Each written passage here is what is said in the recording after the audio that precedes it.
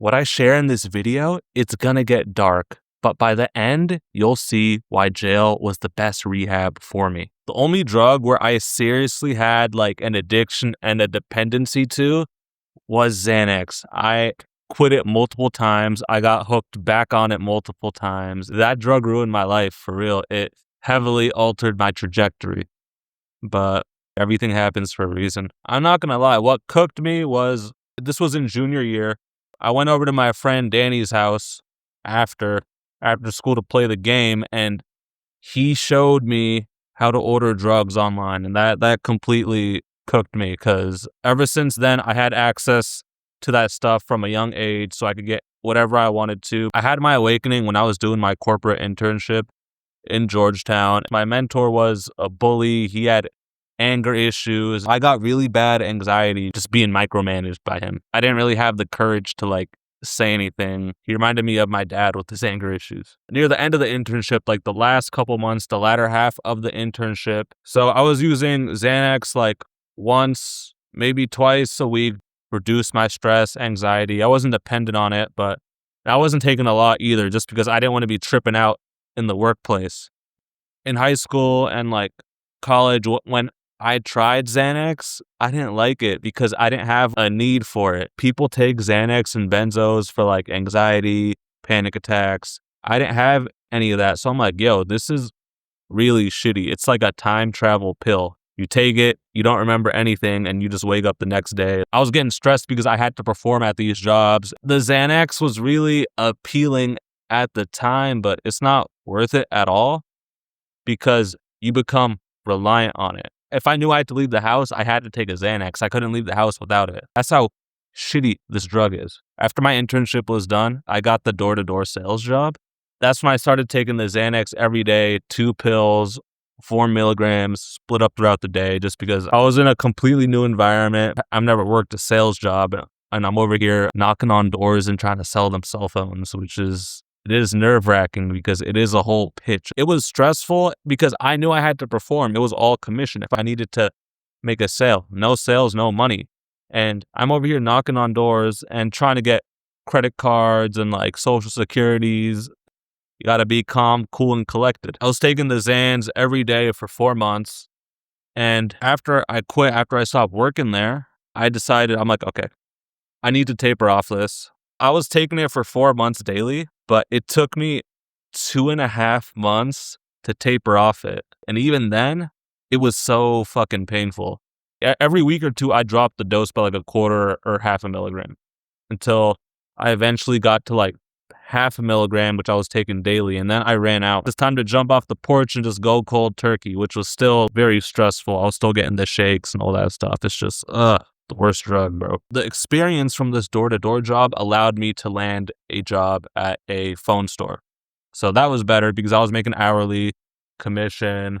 The thing is, after my awakening, I didn't really like do too much to like switch my environment. I still hung out with the same people. I still did the same stuff. So over time, I slowly went back to the same person prior to the awakening, but worse, because I had all this knowledge and experience that I knew I could do better, but I just can't. When I started working at this phone store, I eventually got back into the Xans because sales jobs have druggies. People in these sales environments use a lot of drugs because of all the pressure. So my coworker would be like, yo, can you get the Xanax? Can you get this? I'm like, yeah, I got you. I hadn't had Xanax in a couple months at this point. I didn't have the self-control to not take it myself. I'd get it again to sell it, and then I'd get addicted again because I couldn't just not take it. There was another time where it was a Sunday. I finished my shift early. I went to the grocery store in the same shopping center. I left my car in one of the parking spots. I'm going in there to get a big pack of water bottles. I come out and I'm just like, where's my car? I think someone stole my car. Turns out I didn't know where I placed my car.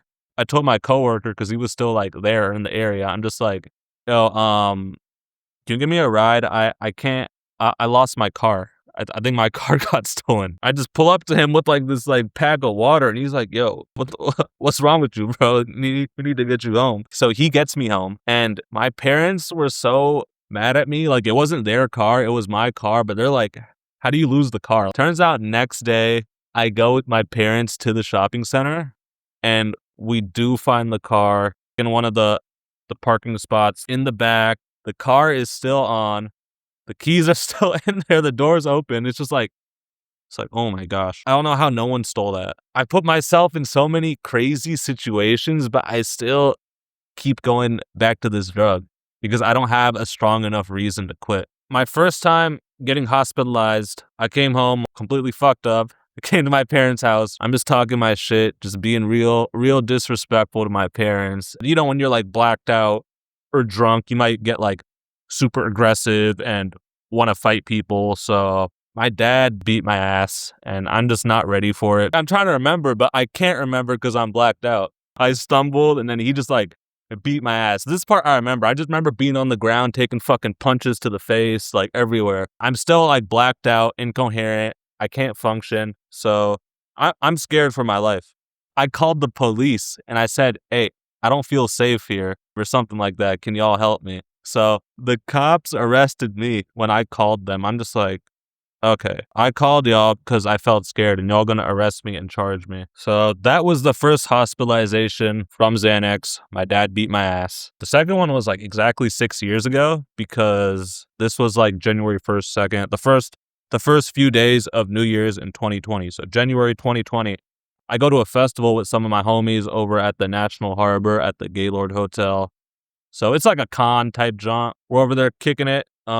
We got the hotel room. Basically, whatever I took, I did too much. Like I was mixing too much stuff and that caused me to pass out with like my legs like up in the air spread. No diddy. It's a multi-day event. So next night, I can barely walk and then I still decide to candy flip.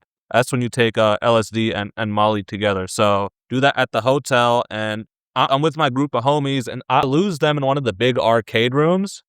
I sit down somewhere and I'm just like, oh my gosh, what's going on? I'm like tripping the fuck out. So I pass out and I wake up in the hospital being questioned by 2 cops. So a doctor needs to find out what I'm on. He opens my bag, finds the drugs, calls the cops, and that's why the cops are there questioning me. Like they're trying to say like I'm a dealer and I was like selling to people.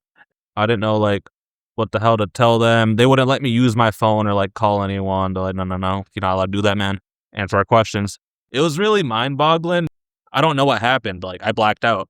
This was out of state also. It took them several months to like file the warrant for me. So when I got arrested 3 months later in April, like that was a whole situation. My parents, they were kind of fed up at this point. So they're like, you're not allowed to work. You're going to this outpatient program for 2 weeks. You need to get clean. And this would also look good for anything like corp related. I did this outpatient program for like a week and a half, 2 weeks. I was just going there to go there. And the people there, they're testing me every day. They're like, it's not coming out of your system. I don't know, man. I feel horrible for the things I did there. I feel like a menace because there are people who couldn't drink because of legal reasons. And I was selling them weed, making money off these people. And then there was this one girl I got close with who I sold her like a shit ton of like Xanax. I feel bad about it because some of these people were actually trying to quit or better themselves, and here I am profiting off their misery and addiction. So I did this 2-week program. I didn't take it seriously. Somewhere around this time, I also had a seizure and got hospitalized for multiple days. I was off the bars and I had a shot of vodka and I was going to see this girl. I was on my way to see her and I had a seizure in the middle of the fucking street. Only reason I'm alive is because someone saw me. The ambulance barely came in time. They get there, they gotta like cut open your shirt just to make sure, you know, they can help you in time, make sure you don't die. All this stuff happened in a span of a year and I kept on going back and back to it. In February, I went over to my friend's house, the one who I said showed me how to get stuff off the internet. And he was a really bad influence at this time because he was getting me more into the Xanax because he started taking them. He's like, yo, we got to get these pharmaceutical ones. We got to get the ghost bars. You know, we got to make sure we situated, you know. He would get me into the habit of taking bars and drinking with it just to get as fucked up as possible. And that stuff's fatal. Like, it'll kill you. And if you don't die, you're going to end up in jail.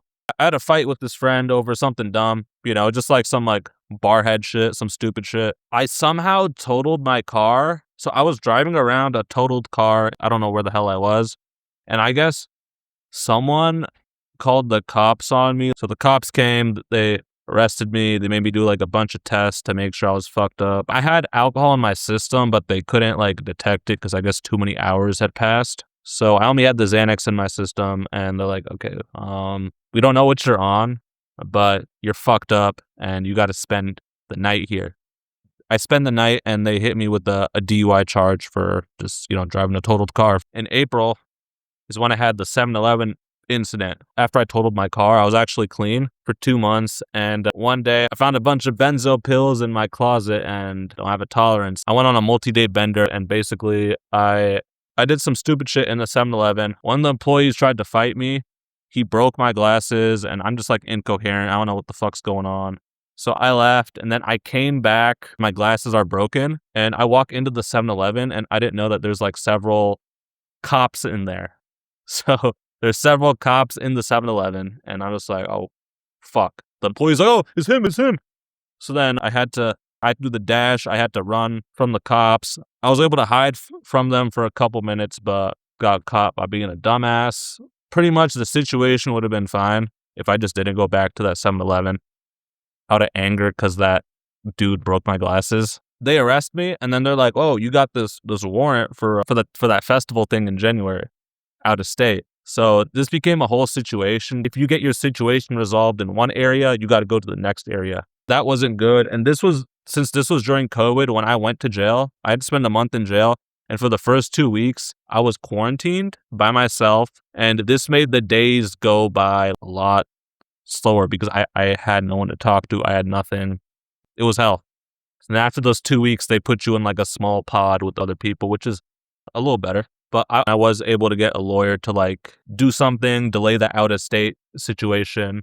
So I was able to get a bond, and that month of time served, I did count it towards that DUI I got from the car I totaled in February. So the time served worked out, but it's like, damn, man, I went through all this stuff and I still went back to the drugs. I come home in like the middle of May. I'm clean for a couple months, and then September comes around, and my friend I told you about, Danny, who showed me how to buy the drugs and got me into the Xanax. He's like, I'm trying to get rid of all the benzos I have. Do you know anyone? And I'm like, yeah, I know someone. So then I got the pills from him. I'm an addict. I'm a fiend. So even though it had been like 4 months, I still wanted to try some of that before I handed off to my man. So I did a Valium and like half a Klonopin. And this was the worst one. I knocked out because of no tolerance. I knocked out in the living room. I had an aspirated lung. Like I should have died because I was choking on my own spit. And one reason I'm alive is because my dad woke up at like 5 a.m. to like go and pray. And he sees me and, call the ambulance, try to do what he can. And it's just like, I don't know, man. I should have died. It's crazy to think. Imagine like your mom having to give you CPR. My parents, they took videos of this so they can like show me. And I'm like, I ain't trying to see that, man. I ain't trying to see you giving me CPR. Like, what? I get why you took that video, but you know what I'm saying. Because they would take a lot of like videos of when I was like blacked out and stuff like that just to show me. And I'm like, man, I ain't trying to see that, bro. I spent 3 days in the hospital. I had to have a tube down my throat because I couldn't breathe. I should have died and choked in my sleep. I shouldn't be here, but I could also say that about like the seizure. My friend who got me the stuff, he felt terrible about it. He felt terrible about it because he gave me the drugs. Because of that situation, I did end up losing this friend, which I had known since kindergarten, since I was 5 years old, and is what it is, bro.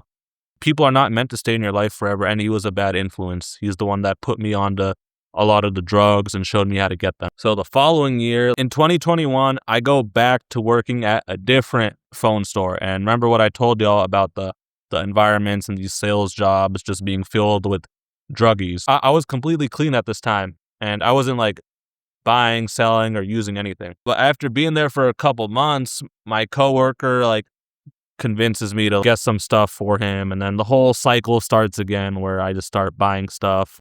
Don't have the self-control to not use it. Started with the weed, eventually got into Xanax and all that stuff. I had situations at this store, dude being fucked up, and I don't know, man, it's just like wild.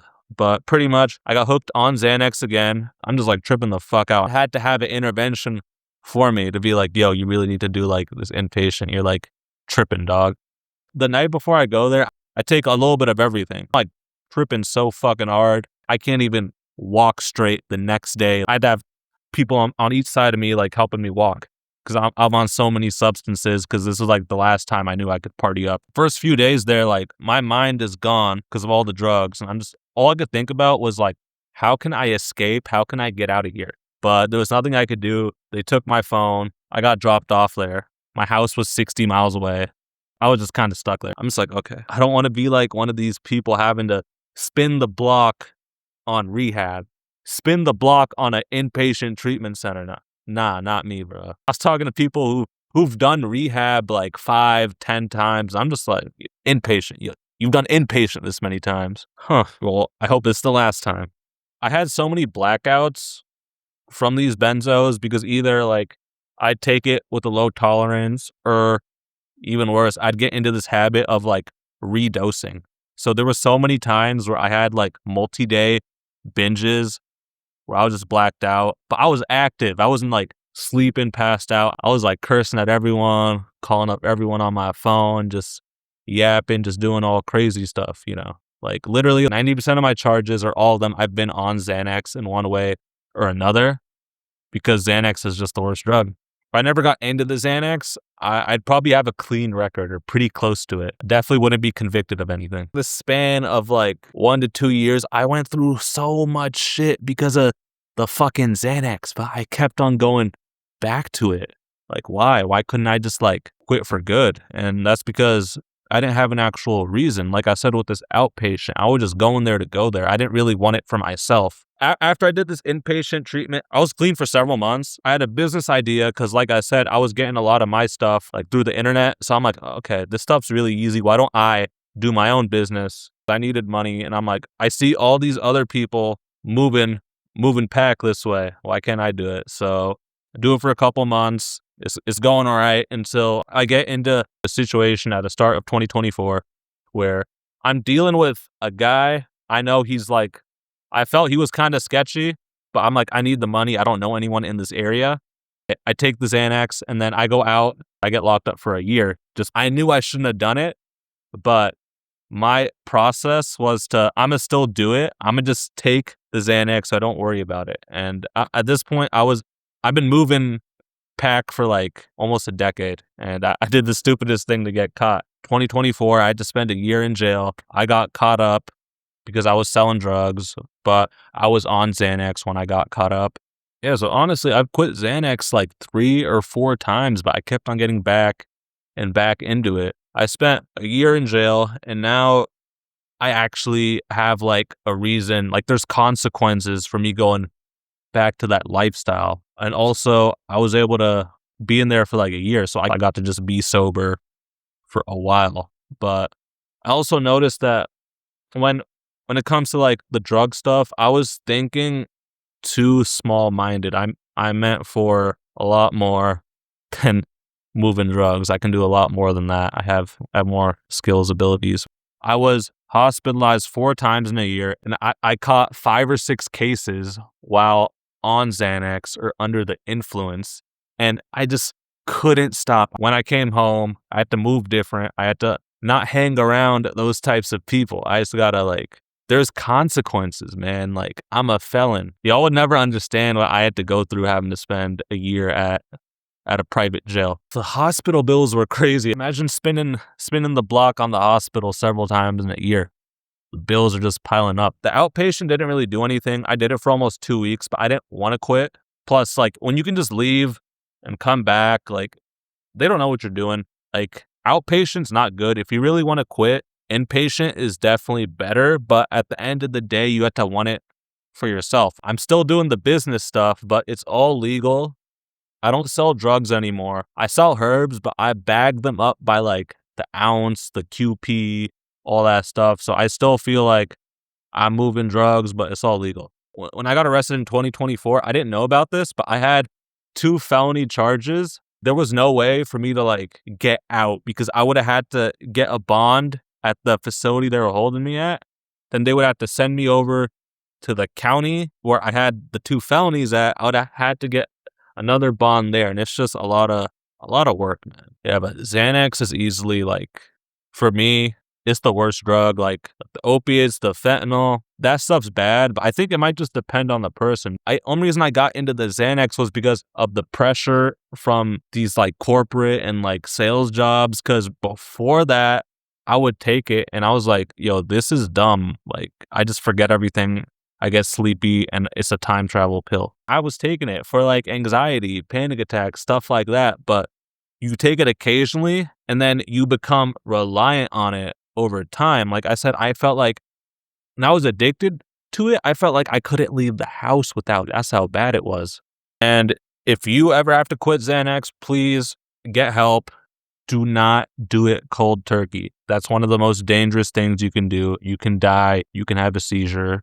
So if you are on it, please get help. Yeah, a lot of my drug use just came from the fact that I had easy access to it because of the internet. I knew dudes in the street, but I wasn't tapped in like that. I had to go through all this stuff, but I couldn't actually quit until jail when there was a real punishment, real consequences.